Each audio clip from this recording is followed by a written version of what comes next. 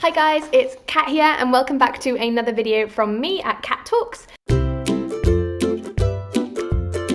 Today we are going to be boning up for our owls. Now the lovely G over at Book Roast has come up with this absolutely amazing month-long read-along where we're going to study for our owls.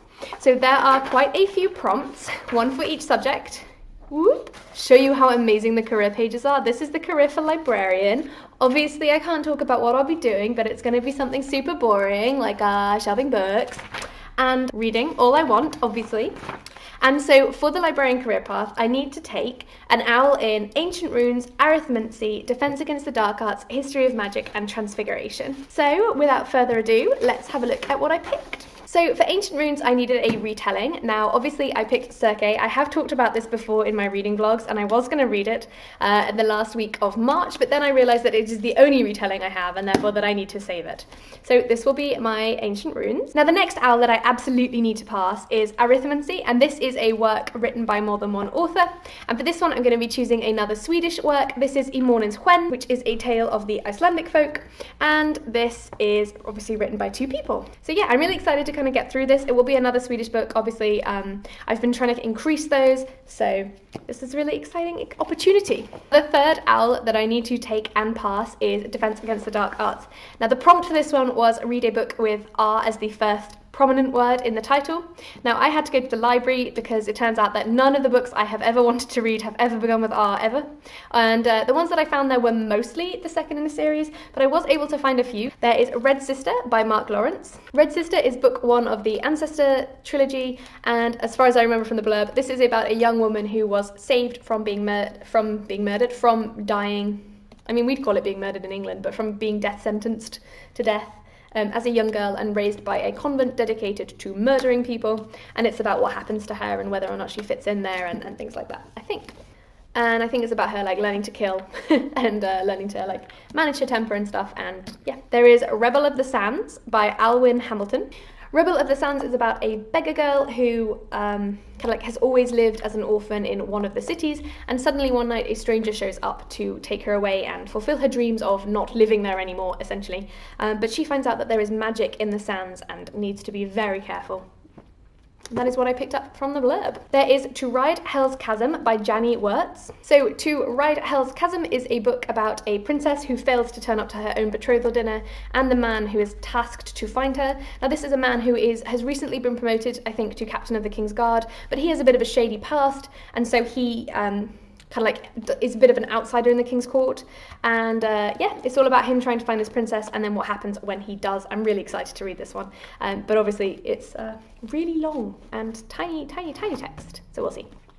So I'm probably going to be picking Rebel of the Sands just because it is significantly shorter. It is the middle book than the other ones, but I just wanted to give myself a few options. Also, I accidentally discovered the fantasy shelves. And yeah, this is what happens when you send a girl into the fantasy shelves. The next owl that I have to pass is History of Magic. Obviously, being a librarian, I will need to know a lot about the history of magic, so I know whether or not a book is useful. So for this one, the prompt is that it needs to be published at least 10 years ago, and I went with The Woman Warrior for this one. This was originally published in 1989, I think, and is considered a non-fiction literature.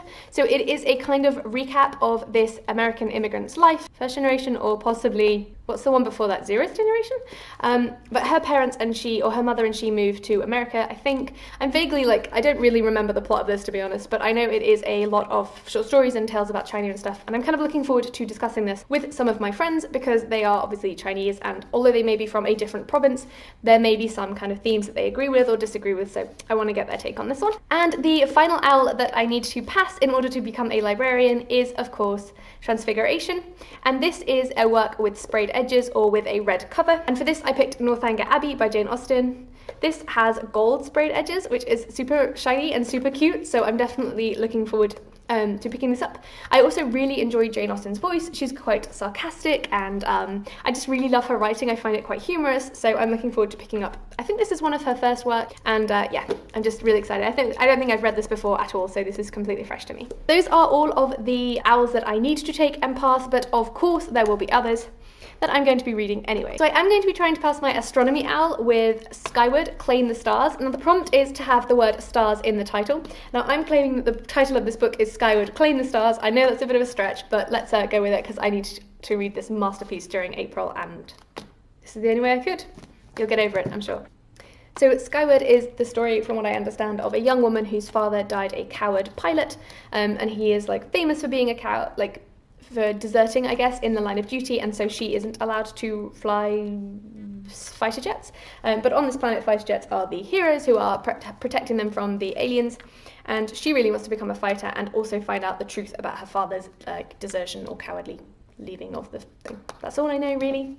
I haven't read the blurb. I tend to avoid blurbs because they might have spoilers in, but that is what I've picked up from booktube.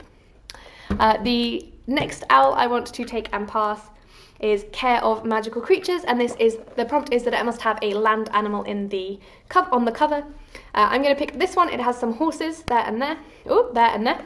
This is Hövdingsbägare. This is another Swedish children's book. It is quite a longer form children's book, but the text is huge and there are many pictures. I have also read this before, so this could count as a reread. It is the first in a series called Viking Halvdan, about a little boy who was, I think, damaged in an accident or possibly born with a deformed leg. They call him Halfdan because he is half a man and they're Vikings. And this is a book series about how many adventures and miscreant things he can do, even though he is kind of like proving that anyone can do anything, even in Viking society. So this book series was recently made into a children's film here in Sweden, so I'm just really excited to revisit the characters and possibly read the second book next month. The next OWL that I'd like to take is Charms. The prompt for this is to read an adult work, and this is because of the charm age line, so I'm going to be picking for this Changing of the Guards. This is one of my NetGalley books, and it actually released on the 1st of April, so I really want to get to this and get it read as soon as possible in the readathon, even though it's not one of my required subjects, just because, you know, I want to support the author if the book is good. The next OWL on the list is Divination, and this is to read a novel set in the future. For this, I have chosen Illuminae. Everyone on booktube seems to have loved and absolutely adored this book. I honestly haven't read or heard a single thing bad about it, except that it is obviously huge and told in many different forms, which can be quite hard to get into if you've not experienced this storytelling mechanism before. But I am really excited to get my hands on this. Like, I have had this in my collection since last month, and obviously it didn't fall into any of the categories for spring into reading, but I am dying to get this into my brain. All I know about it is about two fighter pilots who've just broken up and need to work together to save the world. So, I don't know if that's even a good synopsis, but it is the one in my brain, so you'll just have to accept that one. The next subject on the list of OWLs is Herbology, and this is to read a book with a plant on the cover. For this one, I'm going to be reading The Bells.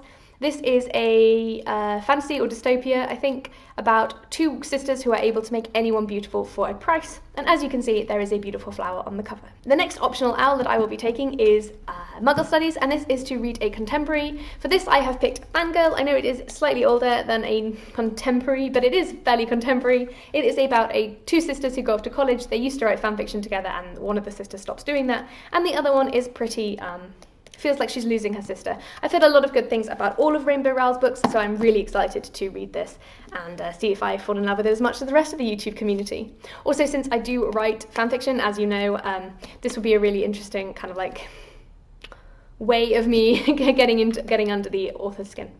And the last OWL that I need to study for is potions, of course, and this is, the prompt for this is the next ingredient, which means a sequel, so continuing a sequel that you've read already. So for this, I will be picking up The Defiant Heir.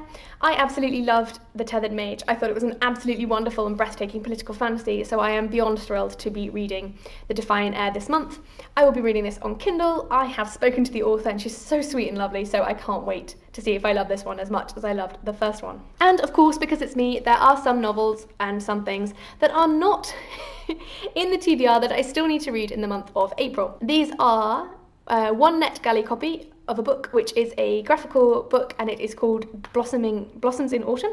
I'm really looking forward to this one because it is about two older people meeting and falling in love. They are supposed to be in the autumn of their lives, and this is proof that they can kind of go on all sorts of adventures and fall in love. And I'm just like Honestly, I love representation in my novels, as you know, and I absolutely love the fact that there are older people in this book. Like, I'm so excited to read it, I can't even wait. And the second one, but I have to wait, and I'll explain why in a second. The second one is The Longing and the Lack. This was sent to me as a review copy by the author, so I really need to read this because it was sent to me over a month ago and got lost in the email post. And yeah, it'd just be really nice to read this and give the author my thoughts. And then the final one is The Calculating Stars by Mary Robinette Kowal.